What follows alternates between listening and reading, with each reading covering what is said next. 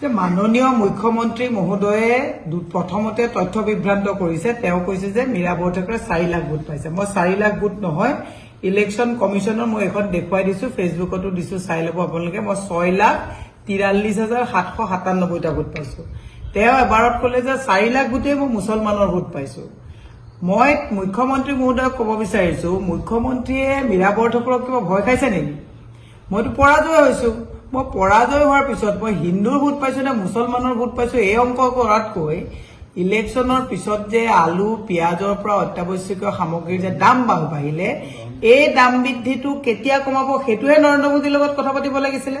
Petrol ডিজেলৰ দাম বাঢ়িলে, টুল টেক্সৰ 3 পৰা 5% বৃদ্ধি হ'ল, ল'ৰা ছোৱালী সংস্থাপন নাই।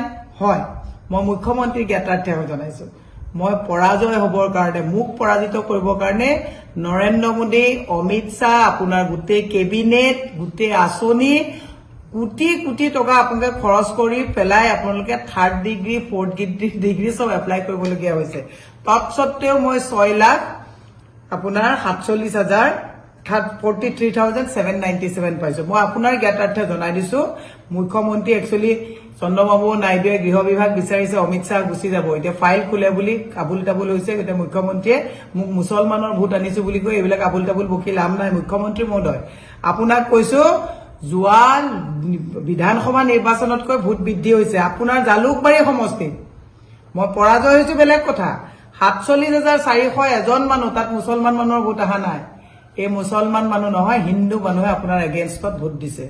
চেন্ট্ৰেল গুৱাহাটী, হাতীগাঁৱত এবাৰ আমি ভোট পোৱা নাই, কাৰণ হাতীগাঁৱত আপোনাৰ লগত বন্ধ কোঠাত কথা পতা নেতাৰ মন্ত্ৰণাত হাতীগাঁৱৰ মুছলমান মানুহে ভয় খায়। এবাৰ আমাক মুছলমান মানুহে ভয় দিয়ে, ভোট দিয়া নাই। আপোনাৰ চেন্ট্ৰেল গুৱাহাটীত 33,661টা ভোট যে পাইছো, কমপ্লিটলি ইয়াত হিন্দু ভোট পাইছো, তাত এটাও মুছলমান ভোট নাই।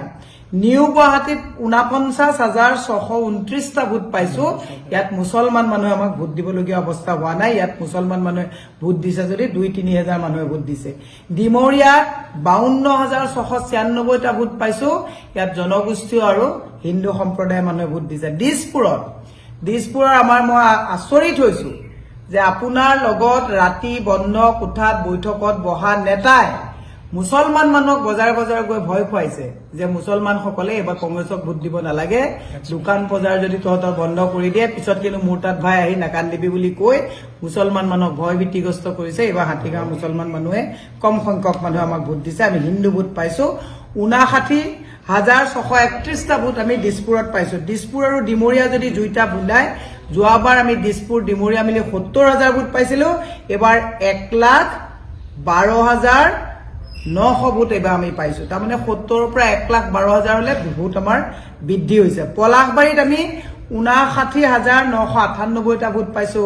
মহোদয়, পলাশবাৰীত কোনো মুছলমানে আমাক ভোট দিয়া নাই। পলাশবাৰীত মাইক্ৰস্কপিক পাৰ্চেন্টেজ মুছলিম ভোট আহিছে, বাকী চব হিন্দু অসমীয়া মানুহে ভোট দিছে। বকু ছয়গাঁও তাত আমি জনগোষ্ঠী আৰু অসমীয়া মানুহৰ ভোট পাইছো, মুছলমান সম্প্ৰদায়ৰ ভোট পাইছো, কম পাৰ্চেন্টেজ ভোট পাইছো। চমৰীয়া বাই নেচাৰ, চমৰীয়াত 98% মানুহ মুছলমান সম্প্ৰদায়ৰ মানুহ। আপুনি অহৰ্নিশে বিজেপিয়ে মুছলমান সম্প্ৰদায়ক তুচ্ছ তাচ্ছিল্য কৰি থকাৰ কাৰণে, ঘৃণাৰ বিষবাষ্প বটোৱাৰ বাবে, মিয়াকৈ তেওঁলোকক হেয় জ্ঞান কৰাৰ কাৰণে স্বাভিমানী প্ৰতিজন মুছলমানে আত্মসন্মানক যি বিশ্বাস কৰে তেওঁলোকে এবাৰ হিয়া উজাৰি আমাক ভোট দিছে। আৰু মই 100 বাৰ কৈছো, গণতান্ত্ৰিক প্ৰক্ৰিয়াত মোক হিন্দু, মুছলমান, শিখ, ইছাই সকলোৰে ভোট আমাক লাগে আৰু লাগিব। আমি চমৰীয়াৰ ৰাইজক মই আপোনাক জনাই থৈছো যে আমি চমৰীয়া ৰাইজে 1,81,000 ভোট কংগ্ৰেছ দলক দিয়াৰ কাৰণে মই আপোনালোকৰ ওচৰত কৰজোৰে নমস্কাৰ জনাইছো। আৰু যদি সঁচাকে আপোনালোকে ভাবিছে যে আমি মুছলমানৰে নেতা হয়, তেতিয়াহ'লে চমৰীয়াতে আমি নিৰ্বাচন আৰম্ভ কৰিম। দুধনৈ, গোৱালপাৰা পশ্চিম, এই সকলোতে আপুনি যদি চাই, গোৱালপাৰা পশ্চিমত এইবাৰ মুছলমান ডিলিমিটেশ্যনৰ পিছত মুছলমানৰ সংখ্যা তেনেই নগণ্য। গতিকে আমি 52,000 ভোট যে পাইছো, মুছলমানৰ ভোট পোৱা নাই। মুখ্যমন্ত্ৰী মহোদয়, যদি আপুনি ইমানেই মুছলমান কৰিব বিচাৰিছে, মোৰ লগত এদিন ডিবেটত বহক, মই আপোনাক দেখুৱাই দিম বন্ধ কোঠাত কোন মুছলমান নেতাৰ লগত বহি পেলাই ৰাতি মুছলমানৰ লগত আপুনি মিতিৰ আলি কৰে, দিনত হিন্দু মুছলমান। এইবাৰ আপোনাৰ চবতছে ডাঙৰ এটা মুখ্য আঘাত হ'ল বদৰুদ্দিন মুখ্যমন্ত্ৰী হ'ব বুলি কোৱা কথাষাৰ এবাৰ দল পৰিল এতিয়া যেতিয়া ৰকিবুল হুছেইন ডাঙৰীয়া ভাৰতৰ ভিতৰত প্ৰবল ভোটত বিশাল ব্যৱধানত জিকি আহিলে এতিয়া আপুনি কৈছে ৰকিবুল হুছেইন ডাঙৰীয়া ভাৰতবৰ্ষৰ অসমৰ কাৰণে থ্ৰেট গণতন্ত্ৰক সংবিধানত শপত খাই গীতাৰ শ্লোকত শপত খাই পেলাই মুখ্যমন্ত্ৰী হোৱা মুখ্যমন্ত্ৰী এনেকৈ তুচ্ছ তাচ্ছিল্য নিজ মন্তব্য নকৰিবৰ কাৰণে মই আহ্বান জনাইছো মুখ্যমন্ত্ৰীক কৈছো বস্তুৰ দাম কমাওক চাকৰি দিম বুলি কৈছে চাকৰি দিয়ক মদৰ দোকানৰ লাইসেন্স কমাওক স্কুলবিলাক খোলক টুল টেক্স কমাওক ঔষধৰ দাম কমাওক কৃত্ৰিম বানপানী বন্ধ কৰক ৩খন জিলা বানপানীত ককবকাই আছে মানুহে খাবলৈ নোপোৱাকে আছে